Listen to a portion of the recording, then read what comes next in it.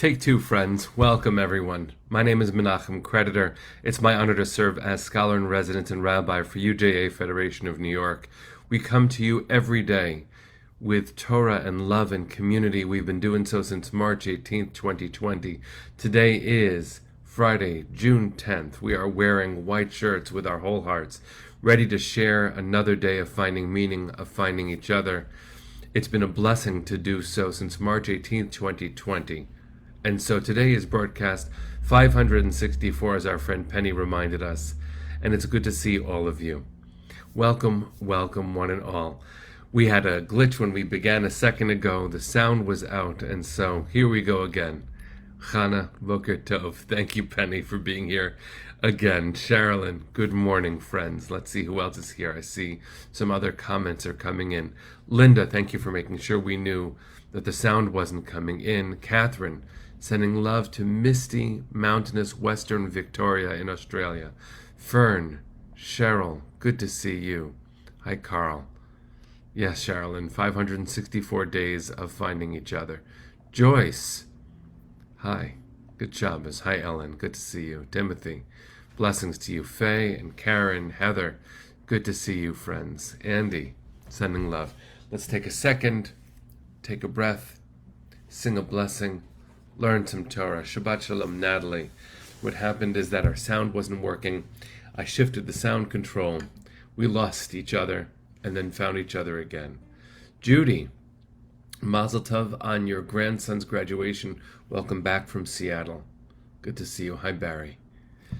Hi, Masiak. Let's take a breath. Make a blessing. Hi, Roberta.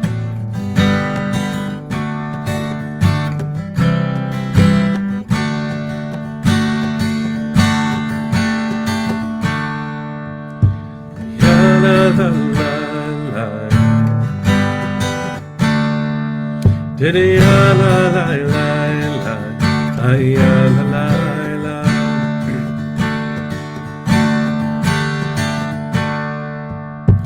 Baruch atah Adonai, Eloheinu melech haolam.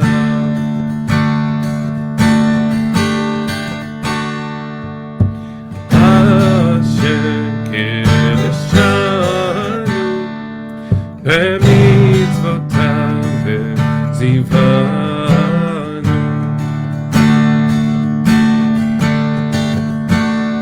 לעשות בדברי תורה, לעשות בדברי תורה, הפוך בה, לעשות בדברי תורה.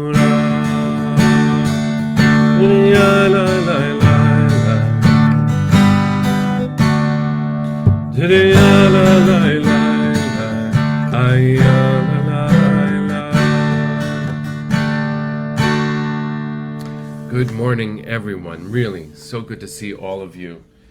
Hope that you and yours are well. Glad to share the joys that lift us all up. Thank you for being a part of a community that also faces both the complications of the Torah and the realities of our world, so that our joy can be grounded in reality, so that we can be channels for the best of us. Friends, it is so important. Let's see if we can do all of those things today. So proud that you are, that, oh my God, Ayala, that they're broadcasting the Parshat HaShavua on TV in Israel, in Tel Aviv. That's so cool. That's amazing. All right, friends. There's a lot to say about this Parsha. There's a lot to say about this day. Here's a little bit about it all. I know that we make effort as a community to remain grounded in a consensus for our community. We do not take partisan positions, but it's clear that sometimes our values demand of us that we speak about our world. And for those who see politics and religion as incompatible, I encourage you to read again this Parsha and also the entire book of Leviticus and the entire book of Deuteronomy. It's important to understand that building a just society is a Jewish value, in fact, a mandate in the Torah. How can we see our homeland, the modern state of Israel, as devoid of Jewish meaning? Of course we see the complicated intersection, especially in America, where theoretically there should be a division between synagogue and state, except that the language of faith always permeates our political ecosystem. And so to not speak would be to be derelict in our duty. To hear in Pirkei Avot the rabbis say that we must pray for the welfare of our government, without which people would tear each other apart. Well, hear that language in the aftermath of last night's hearing on the January 6th insurrection. Jews must pray and seek for the welfare of the government, without which people would tear each other apart. Well, we watched footage yet again last night, very clear documentary evidence that Americans were willing to attack each other and tear each other apart, to attack the police who were charged with safeguarding the elected leaders of our country, some of whom lost their lives and some of whom, because of the trauma, the incomprehensible violence, and anti-American zealotry of that insurrectionist group that had been plotting for a long time with guidance from the very top of our government. How can we say that we are living our authentic Jewish values if we do not speak out when we see a murderous rampage attacking the heart of American democracy? We must. We must remember and not forget. Because of the trauma experienced by those charged with protecting the Capitol building, the police. Some police officers took their own lives in the ensuing weeks after the attack, in their memories, and in solidarity with those whose psyches remained wounded and who gave testimony last night. In honor of our dignity as Americans, we must speak. And in this week's Parsha, we understand something very deep. I want to draw that connection without expecting us all to agree about every detail of American policy. We have to agree that the heart of American democracy is an American value, is a Jewish value. We must speak with one wounded heart about this American moment. In this week's Parsha, which is, to be clear, the longest Parsha in the entire Torah, though I will try to keep my remarks brief, my heart is pounding with this, and I hope yours is too.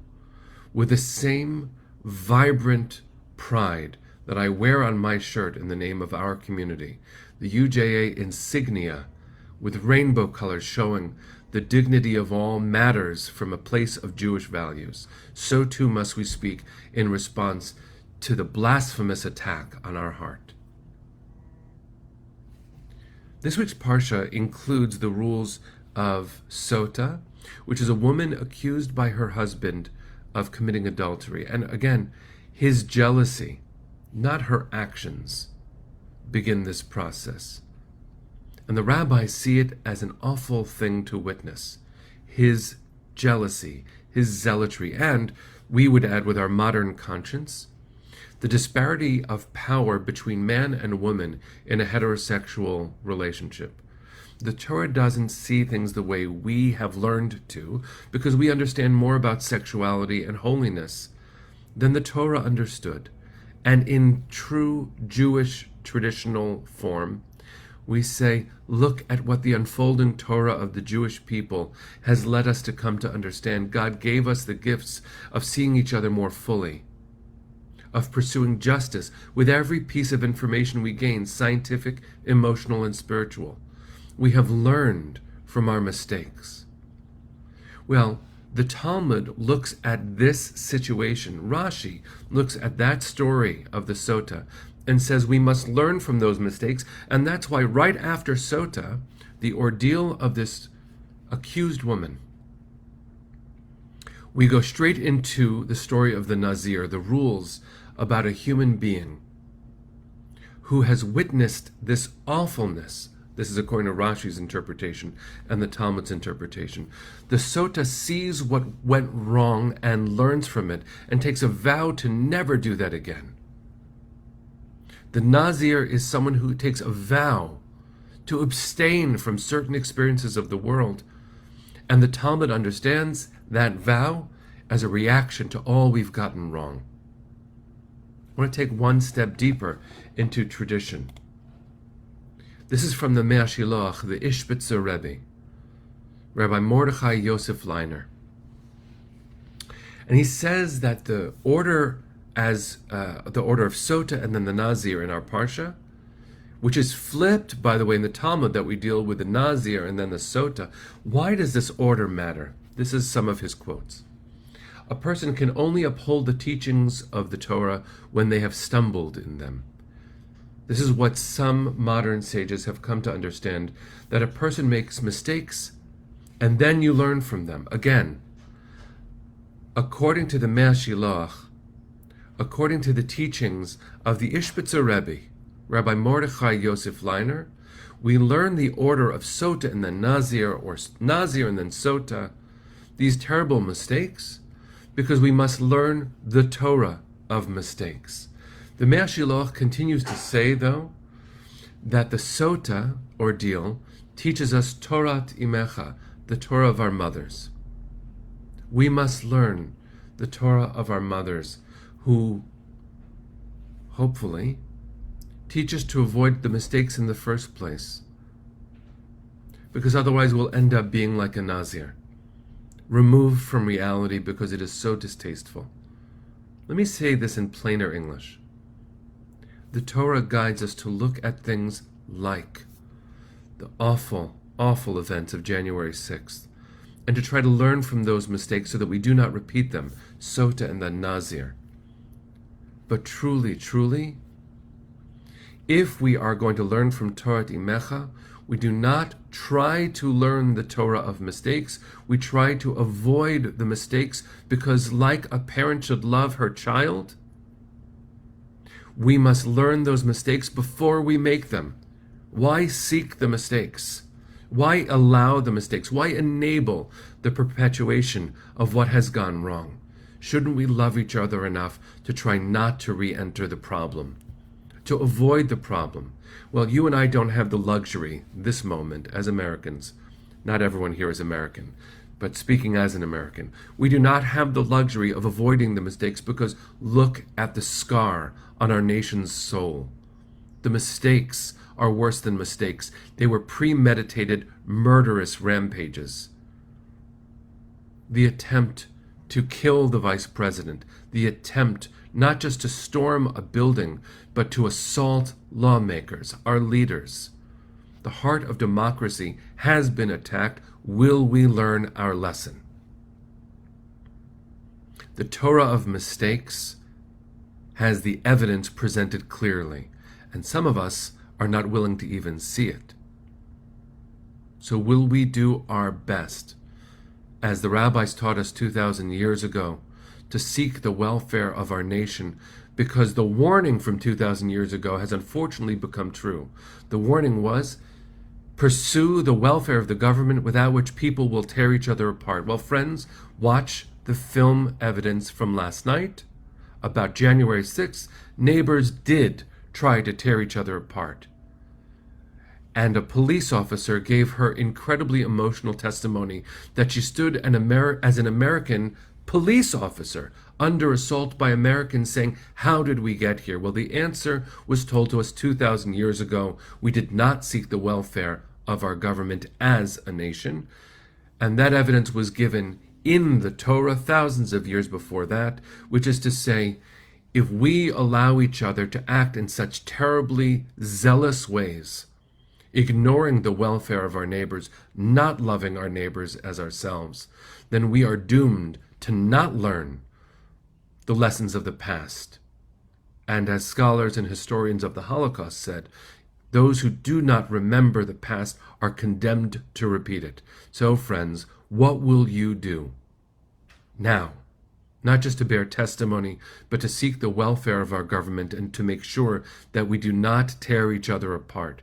The Torah of mistakes should have been learned long ago, thousands of years ago, hundreds of years ago, decades ago. What will you do tomorrow? What will you do the day after? We have countless of mistakes. We have countless mistakes that we have endured, enabled, empowered, and turned away from. We dare not turn away again.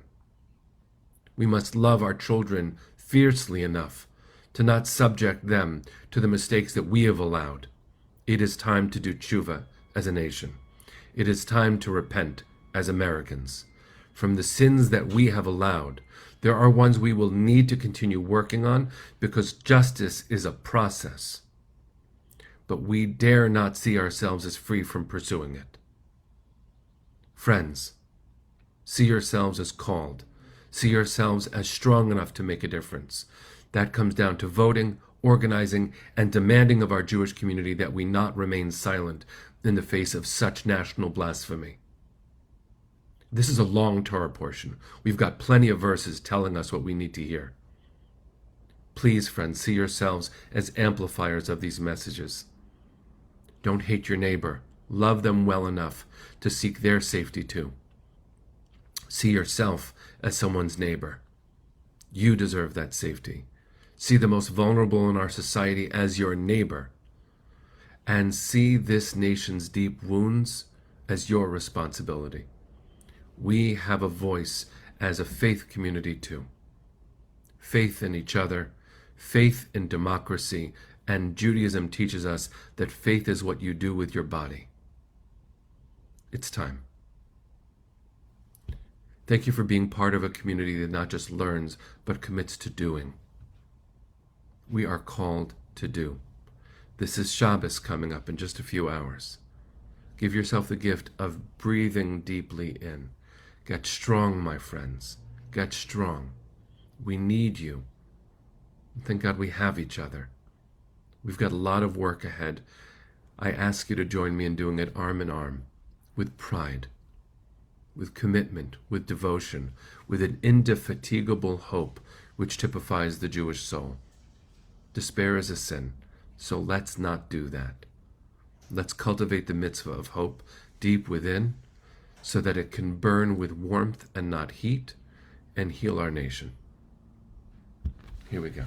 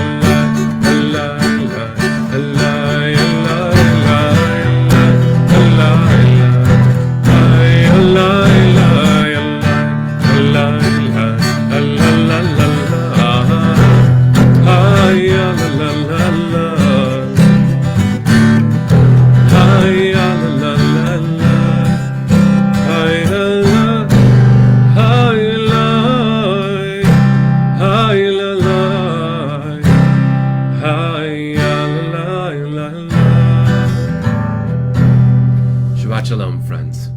See you on Monday.